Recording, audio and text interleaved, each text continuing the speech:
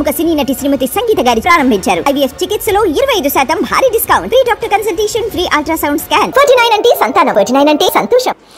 Breaking news చూస్తున్నాం. TDP MLA arrest అయ్యేటువంటి అవకాశాలు కనిపిస్తున్నాయి. ఆయన మీద తిరుపతి ఈస్ట్ పోలీస్ స్టేషన్లో కేసు నమోదవడం జరిగింది. ఇంకా విషయంలోకి వెళ్ళినట్లయితే నిన్న ఒక మహిళ సత్యవేడు టీడీపీ ఎమ్మెల్యే కోనేటి ఆదిమూలం తనపై అత్యాచారానికి పాల్పడ్డారని జూలై నెలలో 2 సార్లు అలాగే ఆగస్టు నెలలో కూడా తన ప్రమేయం లేకుండా తన మీద హత్యాయత్నానికి ప్రయత్నించడం జరిగింది అని చెప్పి ఆమె ఫిర్యాదు చేయడం జరిగింది. దీనికి సంబంధించినటువంటి వీడియో క్లిప్లను కూడా మీడియాకు అందించడం జరిగింది. ఈ మేరకు ఆమె ఫిర్యాదు చేసినటువంటి నేపథ్యంలో తిరుపతి ఈస్ట్ పోలీసులు ఆయన మీద కేసు నమోదు చేశారు.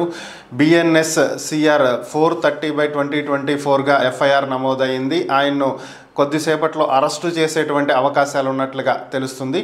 ఇక్కడ ఫిర్యాదు చేసినటువంటి మహిళ పేరు వెల్లడించడం చట్ట ప్రకారం కరెక్ట్ కాదు కాబట్టి పేరు వెల్లడించట్లేదు. అయితే ఆమె ఏదైతే హోటల్లో ఈ ఘటన జరిగింది అని చెప్పి ఫిర్యాదు చేయడం జరిగిందో ఆ హోటల్ CC ఫుటేజీని కొద్దిసేపటి క్రితమే పోలీసులు స్వాధీనం చేసుకున్నట్లుగా కూడా తెలుస్తుంది.